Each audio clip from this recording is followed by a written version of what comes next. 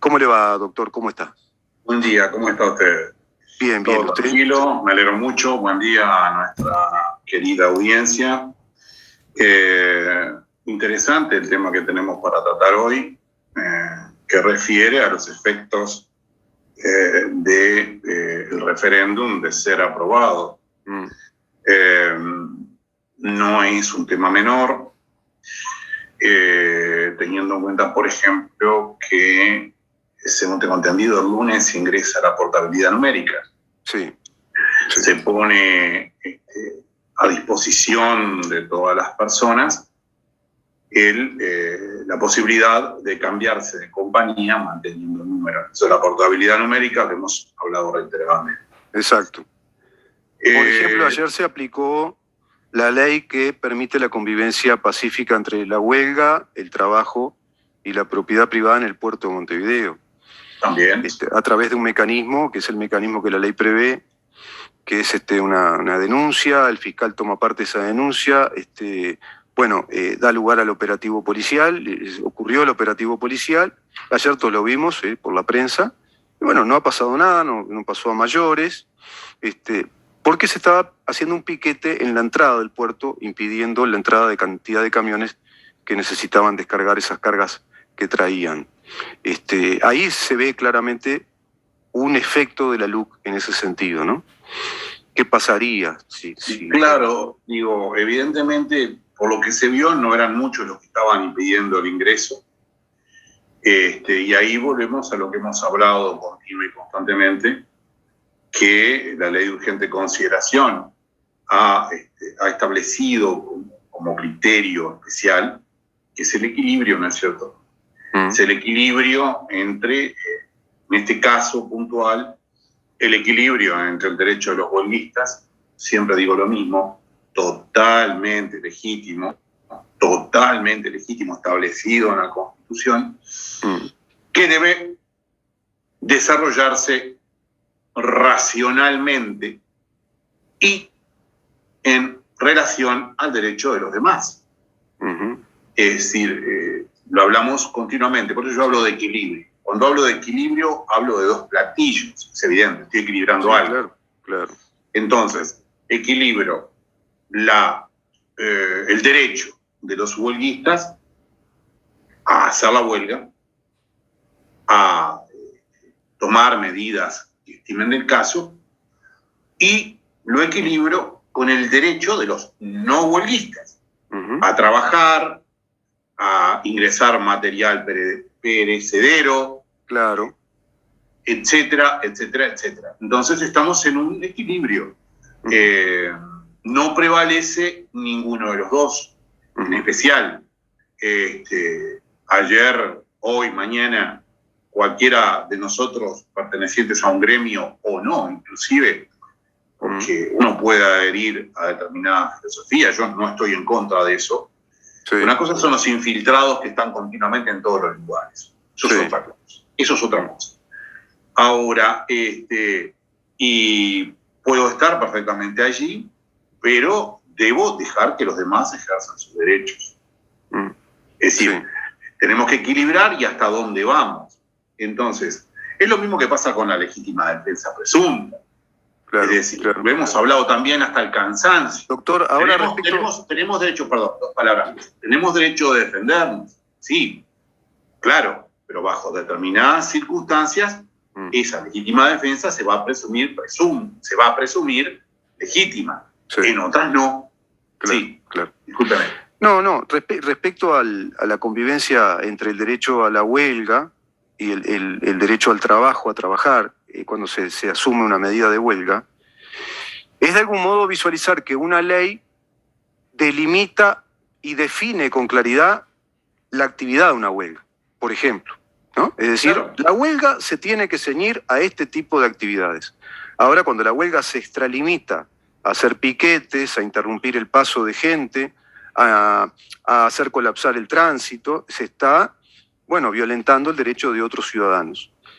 Ayer el presidente decía algo interesante. Antes de decir lo que decía el presidente, también hay que recordar que este principio establecido por la LUC, legislado, de la convivencia pacífica, ya lo habían planteado Tabaré Vázquez y Mujica, por decreto. Es decir, no es siquiera una invención de este gobierno. Este gobierno lo que hace es darle fuerza de ley. Pues la mejor manera de saldar las cosas en un Estado de Derecho es darle fuerza de ley. Si no queda ahí en el interregno de un decreto. No, se le dio forma de ley. Eso que le quede claro a todos aquellos que están hoy contra estos artículos, que muchos de estos artículos fueron propuestos por sus propios primeros mandatarios en su momento dentro del Frente Amplio. Pero volviendo al tema, el presidente decía algo que hay que interpretarlo con claridad. Decía, yo debo proteger, le decía el periodista, ¿usted sabe a quién debo proteger yo cuando ocurre una huelga?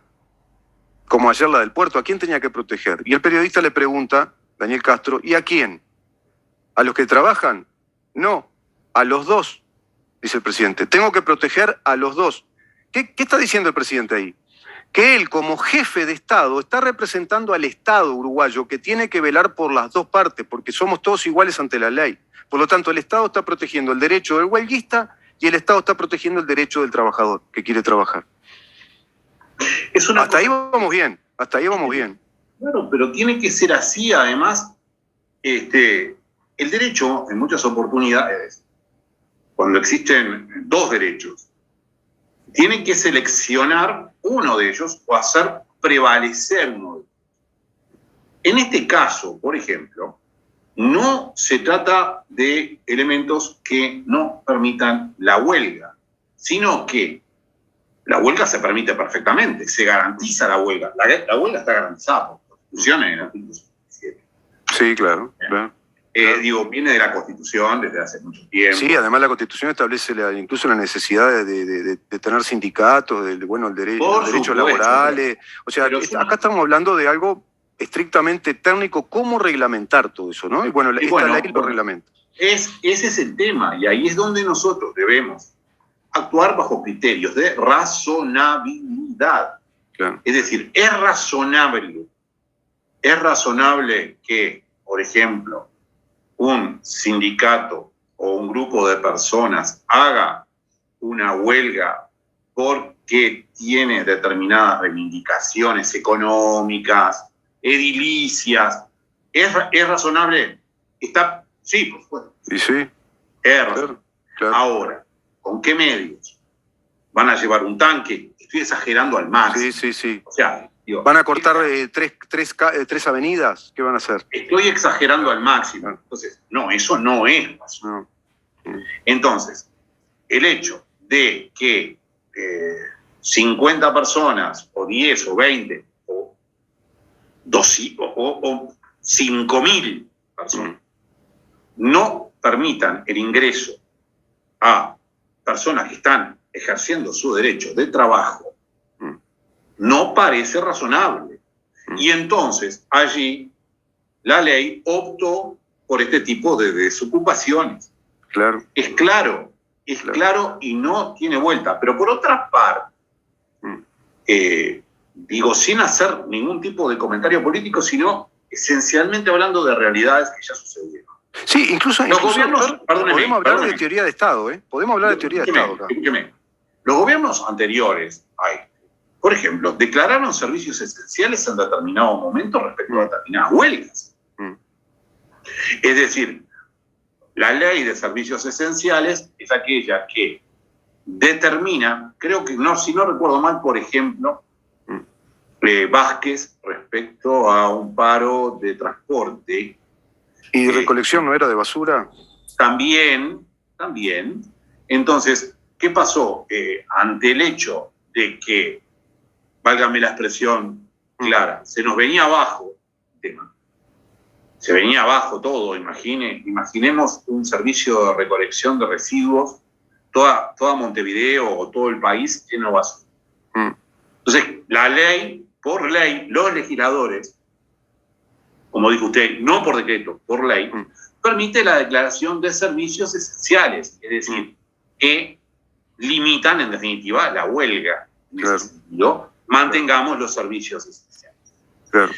Eso es un hecho bien claro. Pero volviendo al tema original del efecto del referéndum, es algo que es muy importante. Ayer vimos que la ley se aplicó. Quiero ir Antes de ese tema, el tema que yo le quería plantear, que acá se plantea un tema de política de Estado, que es precisamente regular la actividad de una huelga, lícito derecho, necesario derecho, imprescindible derecho para que funcione el Estado de Derecho, valga toda la cacofonía palabra derecho.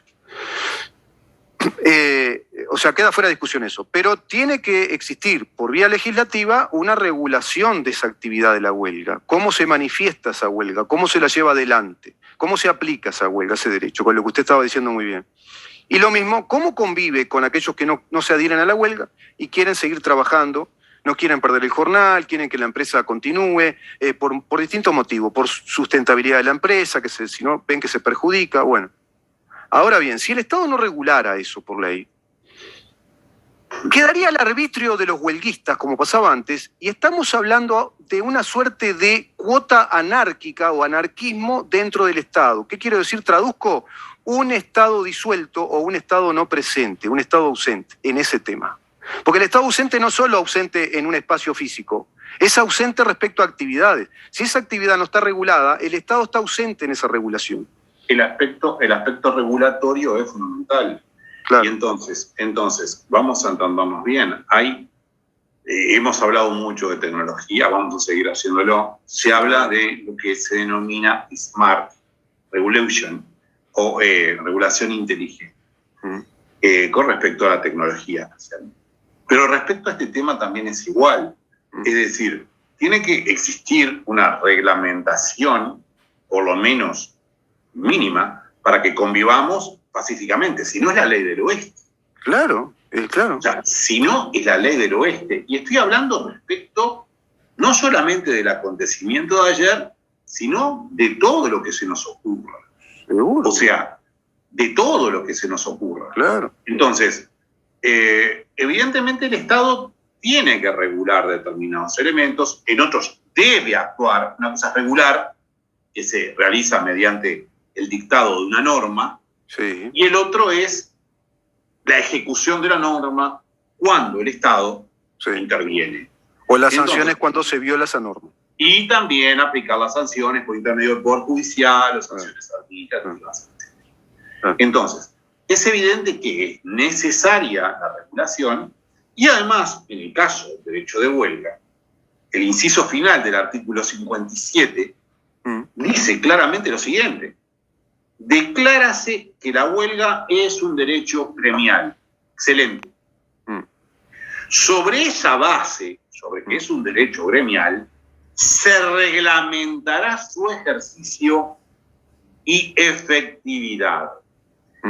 El tema de la reglamentación del derecho de huelga es un tema anchamente resistido especialmente por el PIT-CNT, etc. No se ha reglamentado en forma general. Es un hecho también muy claro por ese motivo y por otros. O sea, sí, ese es un motivo, por ejemplo. Ese es un motivo. Ese es un motivo. Hay otros también, pero no se ha reglamentado, pero existen estas reglamentaciones, por lo menos mínimas. Mínimas, sí, son mínimas. Mínimas, pero es absolutamente normal, porque cada vez que nosotros estamos caminando, vamos por la calle, estamos en cualquier lugar, estamos reglamentados, válgame la expresión. Sí, decir, claro. Estamos reglamentados desde nuestro decoro, es decir, cómo tenemos que... no podemos estar desnudos en la calle. O sea, claro.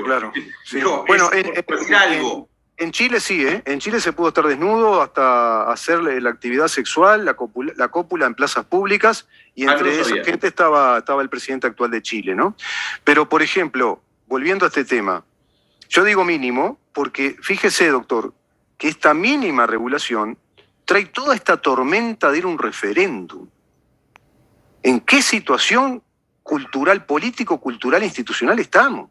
Porque todo esto que es una mínima reglamentación lleva a un referéndum para ver si derogamos esta reglamentación mínima, que como estamos hablando con usted, tiene que ver con un Estado de Derecho presente, que tiene que regular esas actividades, tiene que darnos garantía a los ciudadanos que esas actividades se deben cumplir de acuerdo a ese marco legal, y que si acaso no se cumplieran, se tendrá que actuar en consecuencia de ello, inclusive con las sanciones que correspondan a aquello que viene en la ley. Y respecto al artículo que usted dice de la Constitución, ahí hay una palabrita clave que al sindicalismo uruguayo no le sirve, porque dice que se debe regular el derecho de agremiarse o el derecho gremial. No dice sindical, gremial. El gremio es el conjunto de los trabajadores que integran una actividad. Por ejemplo, el gremio de los educadores en enseñanza media, el gremio de los educadores en la UTU, el gremio de los empleados de ANCAP. No es el sindicato Subtra, por ejemplo. No es. Una cosa es el sindicato, otra cosa es el gremio. Ese gremio podría tener 3 sindicatos, 4 sindicatos. Ese tema no está... Imagínense, si vamos para ahí, no sé, terminamos una guerra civil. Ese es el problema, yo vuelvo a reiterar, es decir, aquí en estos temas hay determinados componentes ideológicos que cada cual tiene. ¿Sí? Es decir, ayer las personas que hicieron la sentada la hicieron porque quisieron, porque tenían su libertad, hasta que se aplicó el derecho legítimamente, porque yo no vi nada extraño. No. Si los policías hubiesen reprimido o algo por el estilo en forma indebida, hubiesen sido procesados. Claro.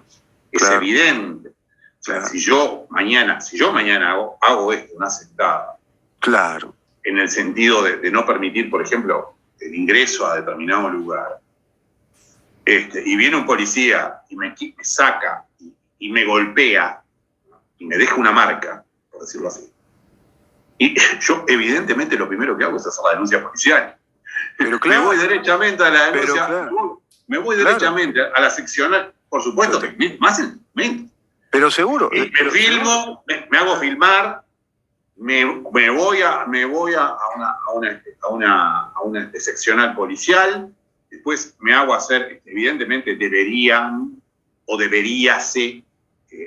pasarme por un médico forense y, bueno, logro, entre otras cosas, la reparación del perjuicio y, evidentemente, creo un precedente, un antecedente muy importante. Entonces, lo que tenemos que hacer, lo que tenemos que saber es que el derecho, y que desde que aceptamos vivir en una sociedad, desde que adherimos al pacto, como dice el artículo 1 de la Constitución, adherimos al pacto, tenemos que vivir permitiendo precisamente la convivencia. Entonces, la convivencia es desarrollar el principio de libertad de la siguiente manera. Las acciones privadas, sus decisiones, mis decisiones, las acciones privadas de las personas que de ningún modo ataquen al orden público, ni perjudiquen a un tercero, a los camiones que querían entrar, ni perjudiquen a un tercero, están exentas de la autoridad de los magistrados todos. O sea, el término magistrado es maestro, viene de maestro, no estamos hablando de jueces. No. Están exentas de la autoridad de los magistrados, de todos los funcionarios públicos. Y después sigue. Ningún habitante de la República será obligado a hacer lo que no manda la ley, ni privado de lo que ella no prohíbe. Es el principio de libertad. Exacto. Entonces, yo puedo ejercer todos los derechos, puedo manejarme en mi vida privada de la manera que quiera. Si quiero salir en este momento de botas, de botas y con un gorro de lana y un montón de y con una galera tipo hijitus y sale. Y se pone una escarapela de Montevideo Wander, no, porque ahí lo deja revelado a mi cuadro, no haga eso. Bueno, una escarapela y salgo, y me muero de calor y es un problema mío. Puede salir bien vestido con la carapela de Wander, pero con la también, galera, claro que sí, con la carapela de Wander sin lugar a dudas. Queda bien vestido además, queda con bien. La rayada. Entonces, es un problema mío. Claro. Si salgo vestido de esa manera, con esa galera, ¿sí?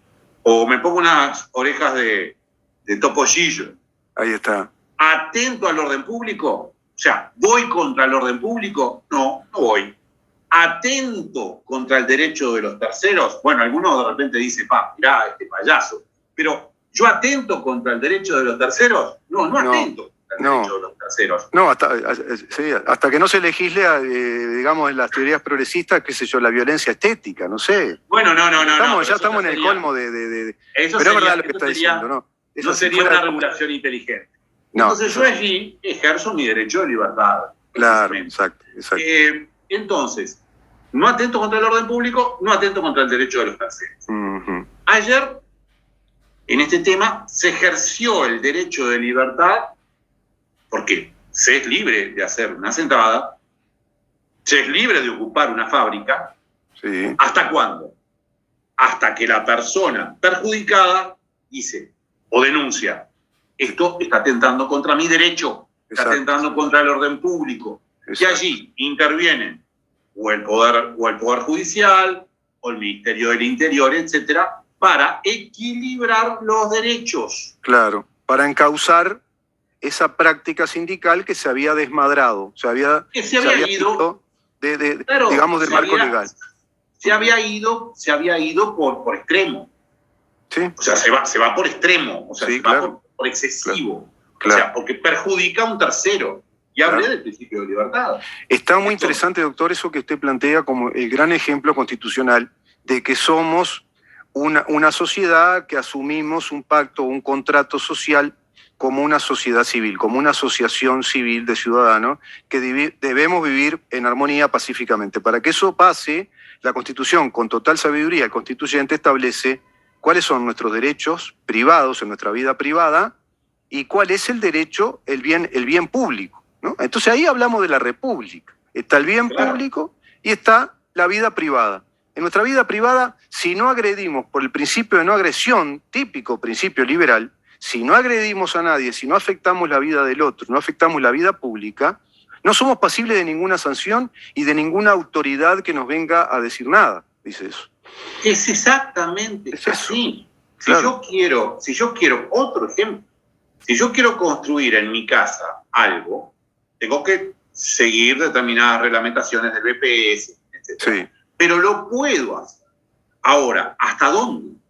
O sea, ¿puedo construir un edificio, póngase, en un barrio, en mi terreno, en mi propiedad, por ejemplo, en el centro de Montevideo, de 100 pisos o de 50 pisos? No puedo. No recuerdo cuál es el límite para... ¿no? Creo que 30. Creo que es 30, puede ser. Sí. Esto está establecido, esto es un tema municipal. Sí. Entonces, claro, digo, yo puedo construir, ahora tengo límites. Entonces, y es algo absolutamente lógico que nos permite vivir en armonía. ¿Por qué? Porque si no vuelvo a la imagen. Es una imagen gruesa, clara, precisa, que golpea. Imaginemos el lejano oeste. Claro. Sí, lo que yo decía de la anarquía. Es una situación de lejano oeste donde, bueno, estamos sometidos al capricho de los que hacen, yo qué sé, la huelga. Se les ocurre, para exagerar, parar 3 avenidas, la paran, les ocurre... Sí, pero además demos vuelta a la pelota. O los que quieren trabajar vienen y arrollan con los camiones. Demos vuelta a la pelota. Vamos a no verlo solamente desde ese punto de vista. Si no estuviera reglamentado, no solamente estaríamos a disposición de, por ejemplo, en este caso, de los huelguistas, sino que también estaríamos alegremente entregados a, por ejemplo, un grupo o a un policía que nos moliera a golpes. Sí, o a un grupo de violentos que quieren ir a trabajar y se organizan grupos de violentos de, yo qué sé. Y ya está. Pero no solamente, es más allá de izquierdas, de derechas, que es un tema distinto. No, estamos hablando en las coordenadas, como usted dice. ¿Quedaríamos sometidos al arbitrio de los huelguistas? De cualquiera, un juez. Claro. Un juez que se le ocurriera, por ejemplo, citarnos a las 3 de la mañana. Claro. O un juez que nos llevara, que nos procesara por desacato cuando comprobamos claramente que estamos internados en un hospital mediante el certificado correspondiente. Es decir, hay determinadas reglas Y no solamente los sindicalistas, sino los policías, los jueces, los funcionarios públicos, usted, sí, como hijo, como padre. Las autoridades de la empresa, todos. Sí. Todos estamos sometidos y limitados, o sea, limitados. Sí. Limitados por el derecho, por el respeto que tenemos que tener, por el respeto que tenemos que tener respecto a los derechos de los demás y vivir pacíficamente. Si no, en esta película que yo presenté hoy, aparece el gran terrateniente con su grupo de matones en el lejano oeste y nos pasa por arriba y se terminó. Entonces, aquí lo que se está hablando es de un equilibrio y de un hecho que, en definitiva, permite equilibrio entre el derecho del huelguista y del no huelguista y que nos permite vivir más pacíficamente. Exacto. Está más regulado todo ese tema, ¿no? Esa convivencia entre huelguista, no huelguista y también el propietario. Dicho todo esto, que creo que ha quedado claro, ¿no? Espero que les haya quedado claro a todos los que nos escucharon. Vamos a cerrar el tema, pues se nos va a ir la capacidad del Zoom. ¿Con qué pasa si esta ley, ahora que va a ser sometida a referéndum, se derogara? ¿Qué pasaría? Bueno, y cerramos la nota con eso. Lo que pasa es lo siguiente, es decir, esto es importante dejarlo claro. El efecto, si el referéndum fuera aprobatorio, las normas se derogan. Y esto significa que tiene un efecto hacia el futuro. Tiene un efecto hacia el futuro. Si el lunes ingresa la portabilidad numérica, usted se puede cambiar de número y se terminó. Después del referéndum no se va a poder cambiar de número, no se va a poder cambiar de empresa. De empresa, claro. No se va a poder cambiar de empresa y se termina. Eso es así. El efecto es, los abogados llamamos ex nunc, hacia el futuro. Bien. Pero hay que hacer una precisión. Existen determinadas normas, las penales específicamente, o de esencia esencialmente penal. Sancionatorias, ¿no? No, pero más que nada penal. Penales. Sancionatorias en general, pero vamos a... Sí, está bien. Hay un principio penal, sí, hay un principio penal. Vamos a la penal. Sancionatorias en general, porque se puede discutir en el derecho administrativo. Yo soy administrativista, no viene el caso. Vamos a lo penal. ¿Qué pasa? Si alguna de estas normas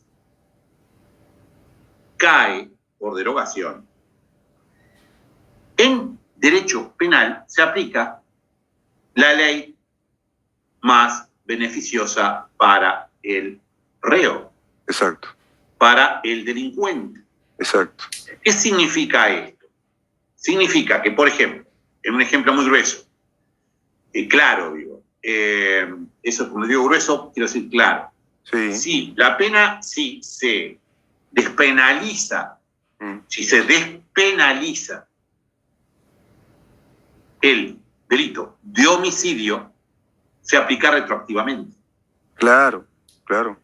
Exacto. Por el principio de la benignidad se aplica retroactivamente la pena más benigna, o si se quita ese delito, ese delito también se aplica en su nulidad, digamos.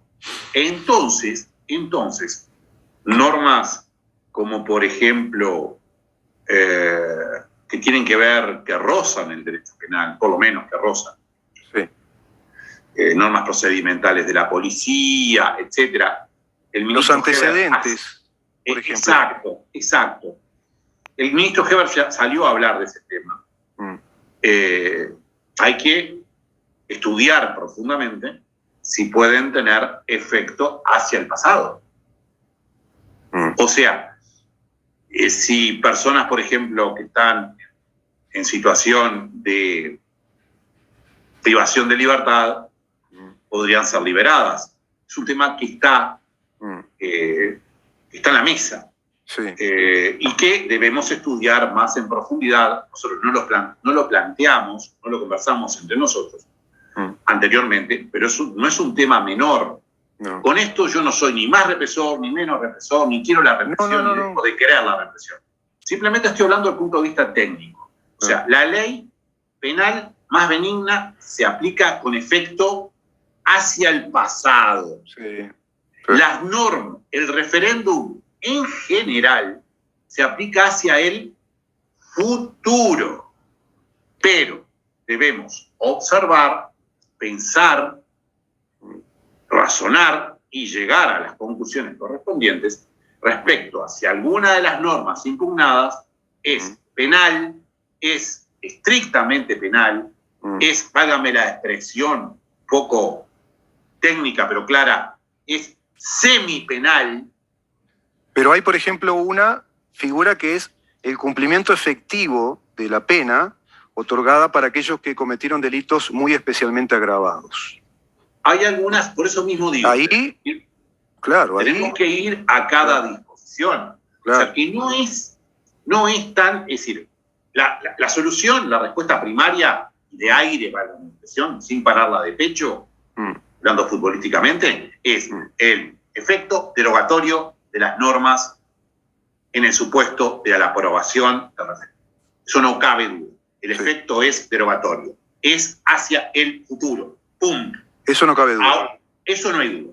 Ahora, respecto a normas penales o eventualmente semipenales, tema que habría, estudiar, si existen, en fin, lo estoy diciendo muy de aire. Sí. Sin un análisis muy profundo, pero que es muy claro, digo, porque puede existir.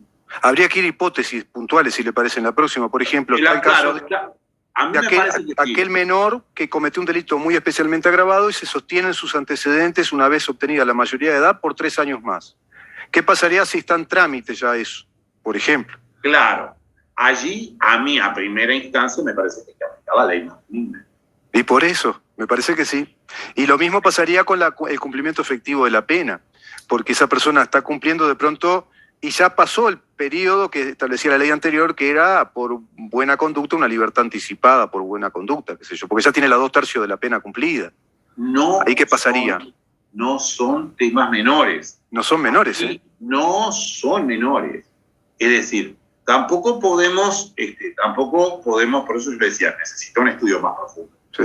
Yo estoy planteando el tema para la próxima charla, la próxima vez. Ejemplos puntuales de pronto, ir a 2 o 3 ejemplos de esos puntuales. Sí, lo vemos, lo vemos. Claro. Pero sí, la conclusión, ya finalizando, es el referéndum tiene el referéndum aprobatorio que deroga, que dice que no quiere la ley, tiene efecto hacia el futuro. Punto. Las normas penales, o sea, en las normas penales, el principio penalista es que la ley más benigna se aplica no hacia el futuro, hacia el pasado. se aplica retroactivamente. Exacto. Entonces, es para analizar. Es para analizarlo. Doctor, muchísimas gracias. Creo que ha sido muy ilustrativa la charla de hoy respecto a todos esos efectos que pueda traer aparejado el referéndum y lo que hoy la LUC representa para los uruguayos, en materia regulatoria, en materia de convivencia pacífica, lo que representa como un instrumento legal técnicamente hablando. Muchísimas gracias, doctor. Bueno, que tenga una muy feliz Navidad junto a su familia y nos reencontramos el próximo jueves, por supuesto, antes de fin de año. Dios mediante. Feliz Navidad para usted, para su familia. Un fuerte abrazo y feliz Navidad para nuestra audiencia.